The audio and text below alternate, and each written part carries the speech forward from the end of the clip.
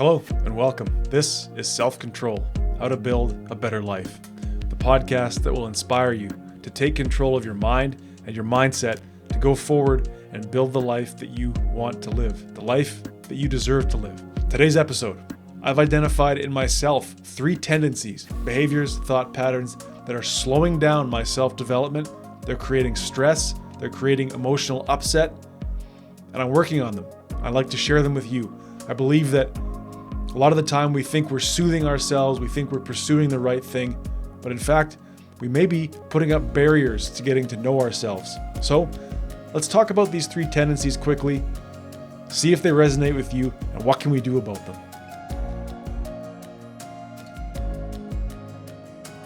Okay, the number one tendency I've identified that I think was really actually slowing down my knowledge, my self-knowledge, my growth, leading to stress, leading to emotional upset, was the incessant need for answers, right? To know everything, to keep up with what's going on in the world. Now, that may seem counterintuitive.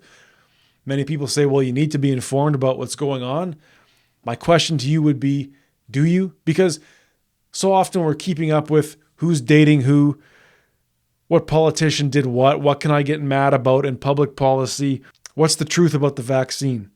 What's the truth about the pandemic, the war in Ukraine, climate change, drag queen story hour, etc., etc. So the common thread there between all those things that I mentioned was, for the most part, they're external to me. They don't really have anything to do with me. I cannot control what goes on in politics. I can't control what goes on in big business. I can't control what other people want to do, what other people want to get angry about. So how much of it do I really need to concern myself with? The simple question you need to ask yourself is, how informed do you need to be? I found that by easing off this obsession with what's going on in the news, what's going on Twitter, what's going on in the digital world, which on many levels is not real, I've actually found a peace by asking less of myself. What good does it have to do obsessing with the life and times of others? Using your life and time to worry about the life and times of others. As I said, we can't control what government does. We can't control what big business does. So why agonize over it? No one person can make a difference when it comes to climate change.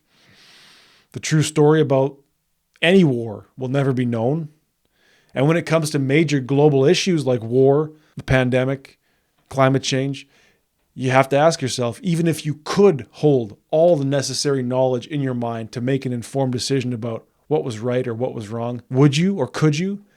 It's a massive, ever-changing thing, these issues. And of course, your objection to this, or my objection, has been, you need to know. You need to cram yourself full of information and make a decision. You need to pick a side, and you need to say, I believe this, or I don't believe that. But when it's degeneracy, when it's death, when it's war, when it's destruction, when it's arguing, when you're keeping up with all that stuff, when that's the subject matter, when that's the content, you have to remember that stuff is going inside you. It's going into your psyche. It's going into your spirit, your mind, and it's building you from the inside out. And when you fill yourself with that kind of stuff, you have to ask yourself, am I becoming cynical about the world? Am I arguing with others? Am I glad when I see somebody on the other team get dunked on? Well, you got to remember that tendency will come out in your personal life, right? When you take glee in the misery of others, when you feel cynical about the world, you have to ask yourself, am I becoming over-informationalized?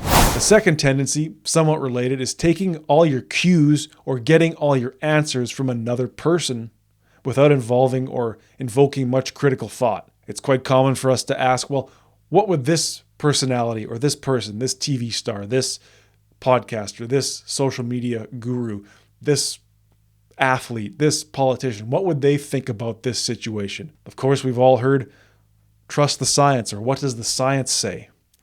Or how about the classic, what would Jesus do? I'm talking about the tendency to constantly bow to authority, to look to authority for the answers.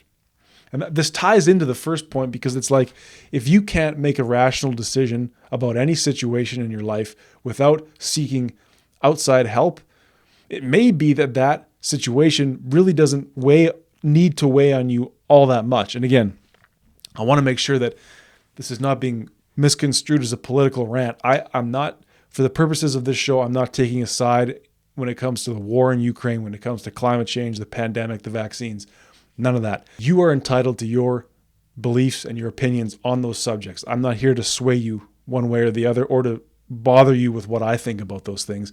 But you have to understand that those gigantic global events, it may be that you need to distill them down to how much does it affect you and then make the decision based on that.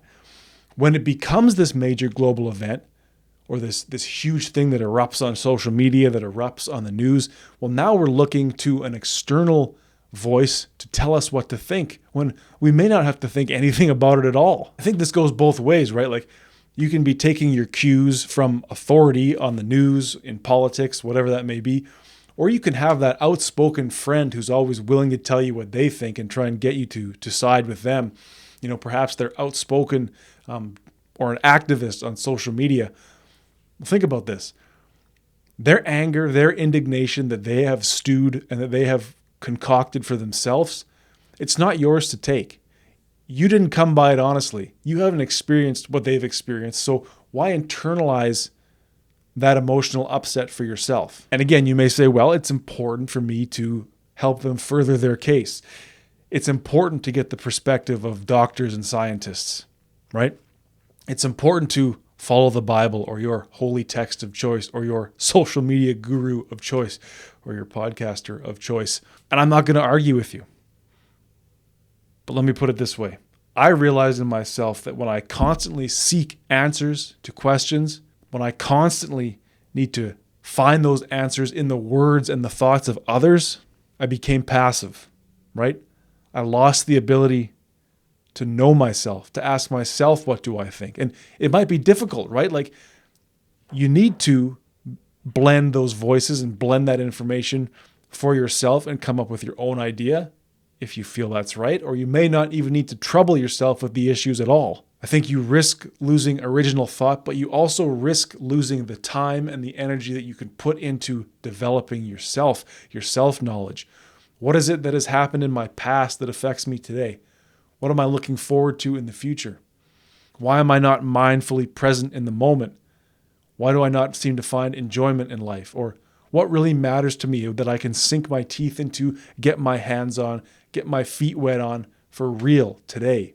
And I do think that when we tend to search for answers unendingly and then look to find answers and look to be told answers from authority outside of ourselves, we risk becoming suggestible, right? When that authority wants us to act in a certain way, it's like, well, I've trusted you all along.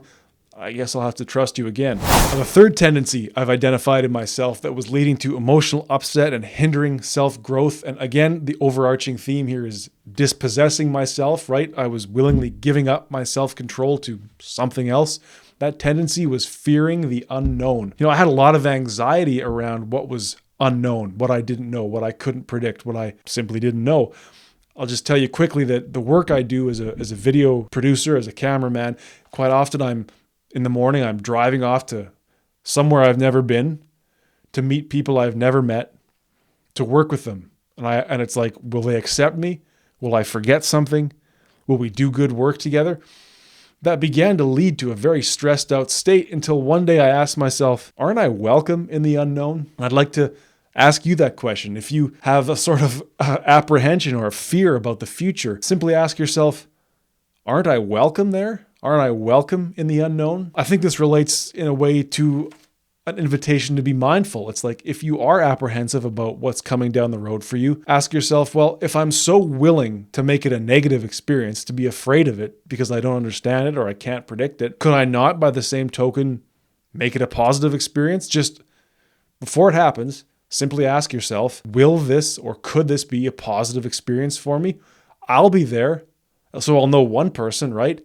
I can grow from it. I can learn from it. I can challenge myself to go do it.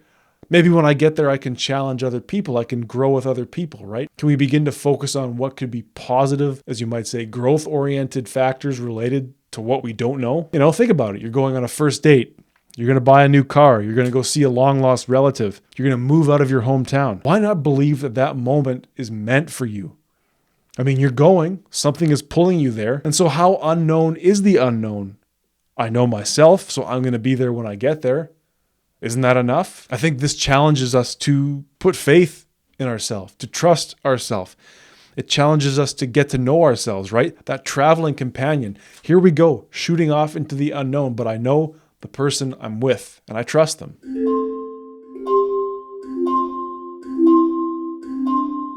I'll just end by saying, I think a lot of anxiety in life is really, at least I found for me, it's the tendency of the mind to want to solve problems all the time. It's a problem-solving supercomputer designed to keep us safe. But quite often we direct that problem-solving to non-existent problems, to problems that aren't materially real in the moment. And so it makes sense that we would have a stress response, that we would begin to start overthinking because, I have to figure out what I'm dealing with here, even though I'm not dealing with it just yet. Of course, it's important to anticipate what might be coming. When we induce a stress response to a thing that is not real in the moment, that becomes over time a key reason for feeling miserable, right? And I guess what I would like to say about these three tendencies, fearing the unknown, always seeking answers to questions, and then taking those answers from authority, it leads us to a place of mindlessness. We're not thinking for ourselves. We're sort of bent out of shape. We're focused so much on information that we ourselves are losing formation. And again, I'm not telling you to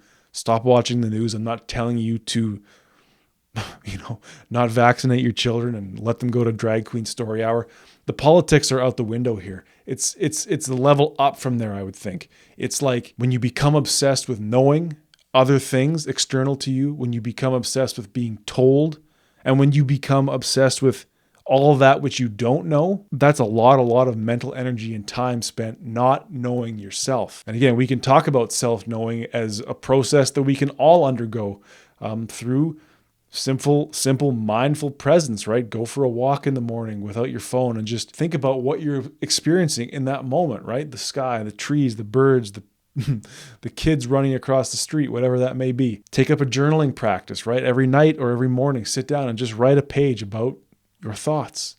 Who am I? What have I been doing? What do I think? What am I going to do? Some people use meditation. Some people use prayer. There's a voice inside you that's kind of always talking. I guess I found for myself, I was silencing that voice by distracting myself with social media, TV, people pleasing, trying to always understand what my friends thought or what they would have thought about a situation. It's that relational and negational thinking again, dealing with things that simply are not real for you here in the moment, and seeing yourself and seeing your current state and seeing your life as a product of something outside of yourself. What I've tried to advocate for myself and what I'm suggesting to you here is seek to come to the moment, to not be obsessed with what is away from you, to just be. And of course, you can't just be all the time blissed out, right? You have to solve problems. Solve them when they come. Make a structured time to deal with your past and your future. Don't let those thoughts run rampant in the moment all the time and ruin the joy of living,